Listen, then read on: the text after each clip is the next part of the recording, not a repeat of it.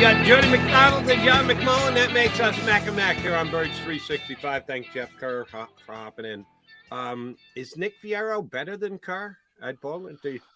I don't know. I haven't bowled with either. Now, Nick was a former professional bowler, so I'm going to have to do, I would assume Nick is better because he was a professional, but I don't know that for a fact. Jeff's very good, but he's not a professional, I assume. But I don't know that much about bowling. Right, nor do I, but I love talking bowling with Kerr. I don't know why. Maybe I'm just weird. What team is Fierro covering again? Is it same as last year? Nick's retired. Did he retire? He's bowling full time now. So he's definitely better than Kerr. No, he's putting Kerr in his rearview mirror and just waving goodbye. He's in South Carolina. He's a big golfer as well, so he spends most of his time golfing. I don't think he is kept up with his professional status as a bowler. I don't think he bowls as much to be as sharp as he could be if he did it. Did they have a maybe we'll get Nick on the show. Maybe we'll see if we'll join the show. Just for spits and giggles, I wouldn't mind catching up with Fierro. But again, we're gonna have we're always at tea time. If he's getting I know. He's always, that's what I mean. He's always golfing, and we're on in the morning. So right, we can't get him, but it would be worth the shot. He's a fun dude. I like Fierro. Johnny Mac, I need to ask you about this because I saw it covered in a couple of different places. Maybe it was because Jeremy Fowler said something on one of his spots on ESPN over the weekend. The Buda Baker to Philadelphia rumors are at least sparking again. Not going to say they're hot, but they're sparking again. He would prefer not to be an Arizona Cardinal. We're now in that time when no one's in camp, but the next time anybody shows up is officially going to be camp. And if you're going to take a stance and make a statement, you got to kind of wait to camp anyway. I guess you can hold out for mandatory minicamp, but camp is when you really make a statement. You think Buda Baker's showing up in Arizona come camp time? That's a good question. He certainly doesn't want to be there.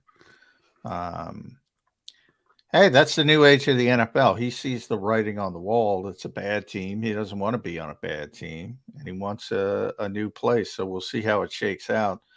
But, the Eagles, it's an interesting, that's the one guy, you know me, hashtag no. I generally say no.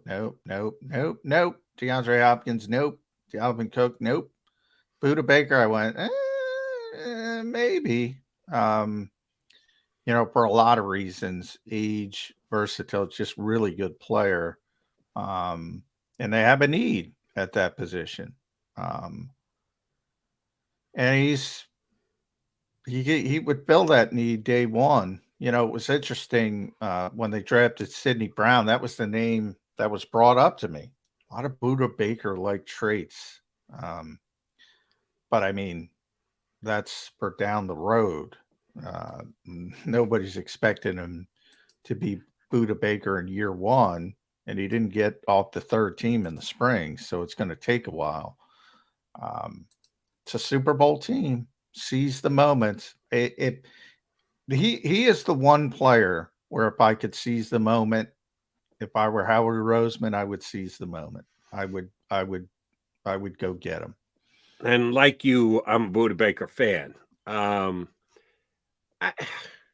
don't even know if I'd call it a need, but certainly a position that can be upgraded is safety. And bringing in Buda Baker is upgrading the safety position. Nobody would argue that. He's one of the best safeties in the National Football League. The whole thing to me comes down to cap.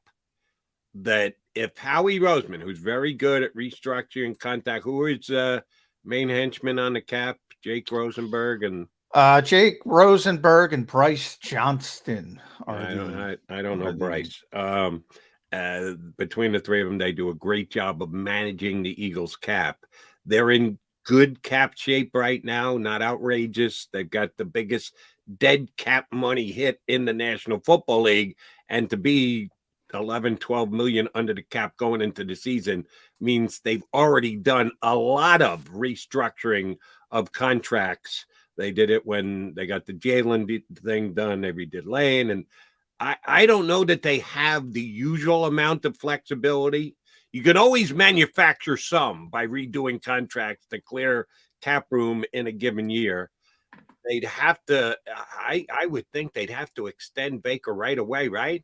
If you're going to go out and get him. Yeah, I would think they would do their old trick of put extra years on the back end to spread out I'm trying to pull up his contract. The 13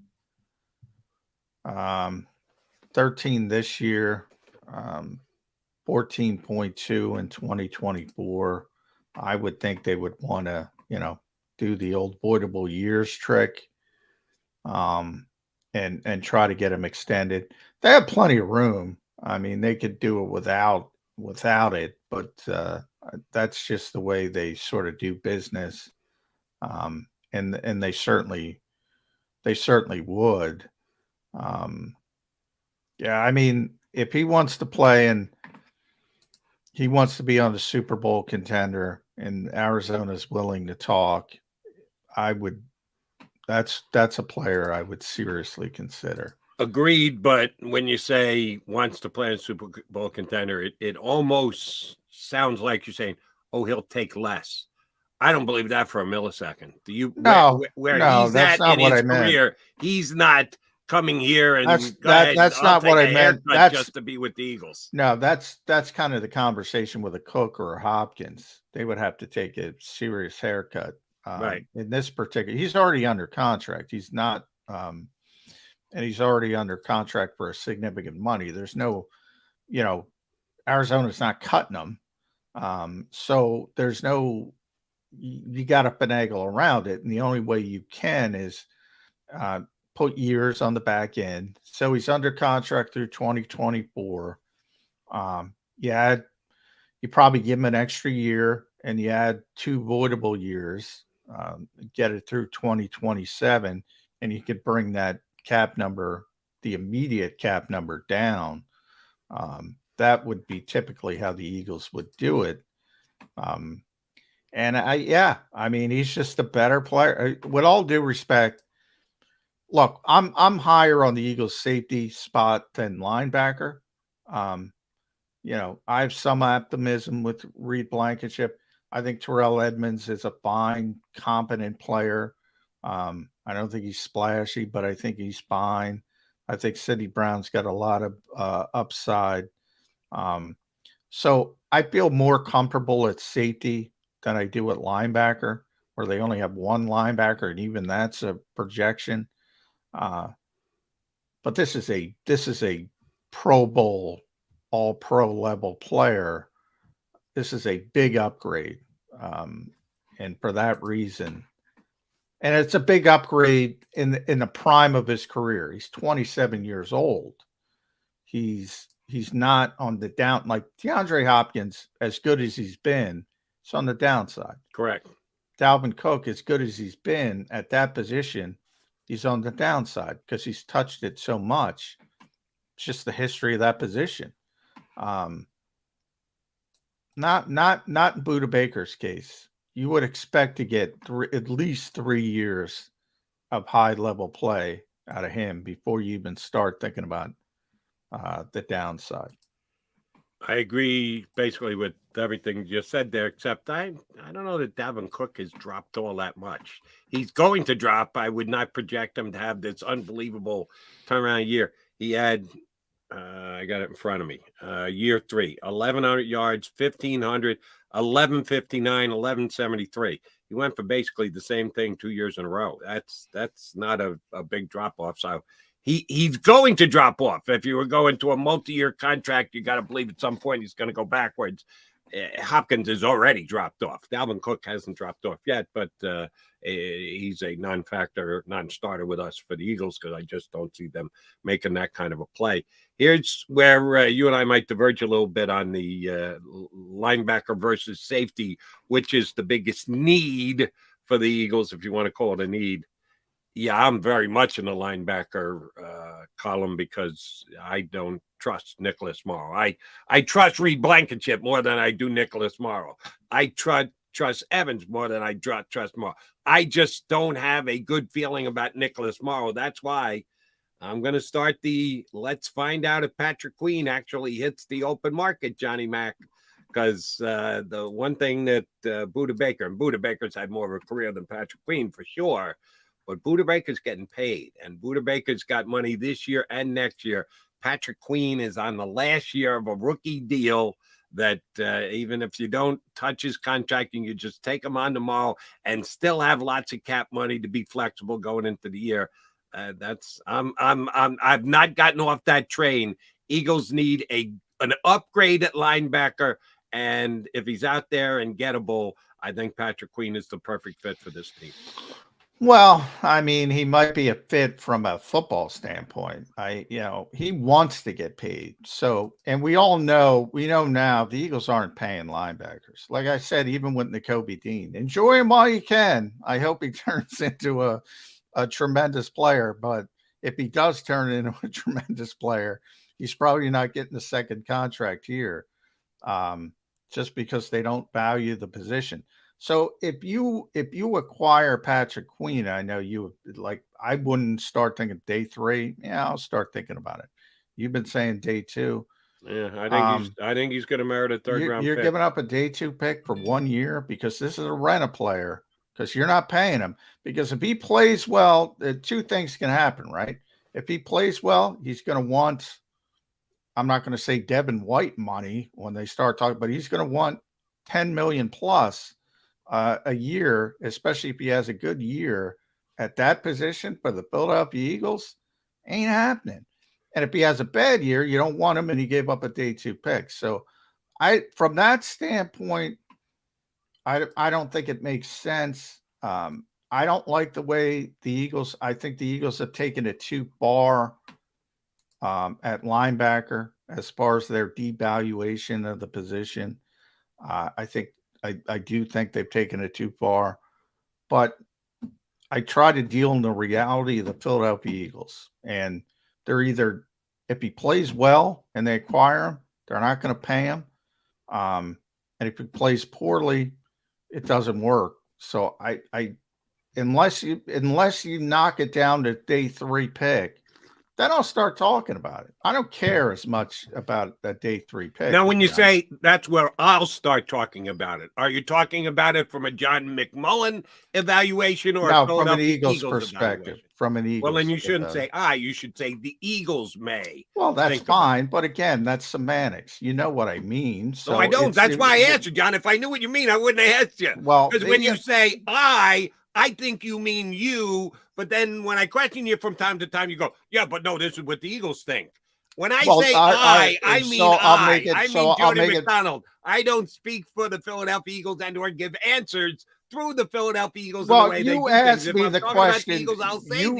You asked me the questions about the Philadelphia Eagles acquiring a particular player. Now, if I toggle back and forth between I apologize. And the way the Eagles, I said it throughout my explanation, how the Eagles value the position. They don't value the position. Is Patrick Queen going to be the 6th best off-ball linebacker in football next year? Probably not. The Eagles just had the 6th best off-ball linebacker in football, wouldn't pay him $6.5 million. They're certainly not going to pay a guy who's been a first-round pick and thinks he deserves more than that.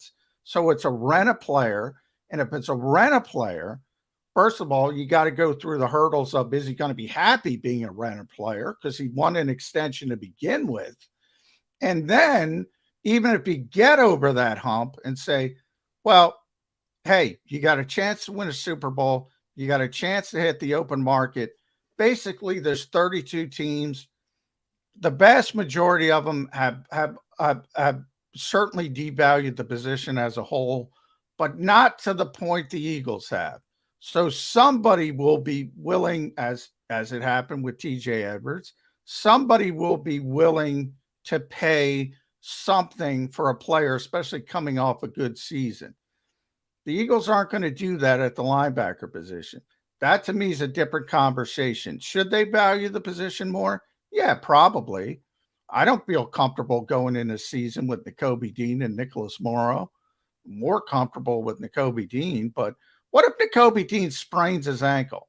Right. Then where are you? You're screwed. Then where are you? Then Nicholas Morrow is your top linebacker, and then you start talking. Was it going to be Davion Taylor? Is it going to be Sean Bradley? Is it going to Christian Ellis would obviously be the first one? We're now down to that in Philadelphia. We talk about this is the deepest, most well-rounded team. I say that. Pro Football Focus says that. Peter King says that. But where I differ from PFF and Peter King is, they got weaknesses, and that's the biggest one. Right. Because we're talking up Christian Ellis. Why are we talking up Christian Ellis?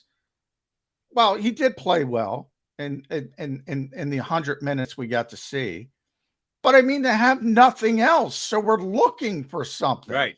If you go to every other NFL city and say, Christian Ellis might play, they're not going to be head over heels at linebacker. The Eagles have taken this too far. But the way they do business, Patrick Queen, unless it's day 3, I don't think it makes sense. And then I haven't even gotten to the point. Baltimore's probably not going to trade him because they're going to let him play out. And they think they're a Super Bowl contender. And they're probably not. They're probably unrealistic because the AFC is much deeper. But they think they're going to be in the playoffs. Now, I think they could be a playoff team. And who knows from there. And why not get the year out of him and, hey, get the comp pick yourself if you sign somewhere else. But as you questioned earlier, you got to see if he'd be okay being a rental player. Well, he's a rental player with Baltimore right now. So Baltimore, if they don't trade him, is banking on him being okay with being a rental player. I give you a rental player, DJ Edwards. He couldn't get a contract out of the Eagles. He knew he was singing for his supper last year, and he did pretty damn well at it. As you said, what was he, 6th, 8th best off-ball linebacker in football? That was okay. Yeah, if you tell me I can get TJ Edwards year out of Patrick Queen, to me that's worth a 3rd-round pick. Because remember, if you do let him walk, you're going to get a compensatory pick coming back on the other end. So it's a 3rd-round pick minus whatever you get back in a compensatory pick if he walks away from the team at the end of the year. Well, compensatory picks, remember, about that assumes you're not going to sign anybody. The Eagles' strategy this year was they were not going to sign anybody. Maybe next year it's not. Maybe they're looking to add somebody because they're a better cap space. And I'm asking this of John McMahon. We got our buddy Bob Groats coming up here in a second. What position other than linebacker, which we know they devalue, are the Eagles going to be uber aggressive going out and signing a free agent at next year? Oh, they're not going to be uber aggressive at linebacker. They're going to. I'm saying other than it won't be linebacker. If they're letting if he comes in and plays well, Queen plays well, whether you want to re-sign him, and if he gets too expensive, they're going to let him go because we don't put that kind of valuation.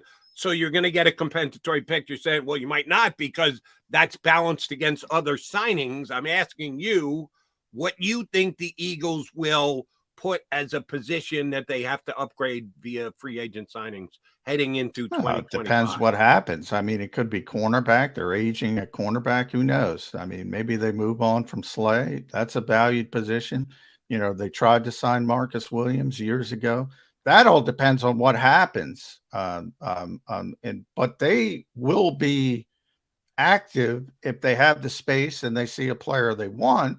And all of a sudden, if you sign a player at any position, say at $10 million a year, and Patrick Queen gets $8-9 million a year, well, they ace each other out. So it's not. I think a lot of fans assume, oh, we'll just get it's automatic. It's not automatic. It's a formula that has to deal. First, you have to lose more players than you sign. And the Eagles, that was part of their strategy this year. It's not necessarily going to be part of their strategy next year is all I'm saying. And I'm saying if I could identify a position where they're going to need to upgrade as per next year and they're going to have to be aggressive, I don't see that on its team. So I will suggest that and this is projecting, and they got to play a whole season. You got to evaluate that all. I get it. It's an incomplete picture. My picture is, yeah, they're going to end up getting compensatory picks next year because they're not going to be big-time players in free agency. All right, McDonald, the McMullen, Mac, Birds 365. Oh, we got the man, the myth, the legend. Bob Groats joins us next here on Birds 365.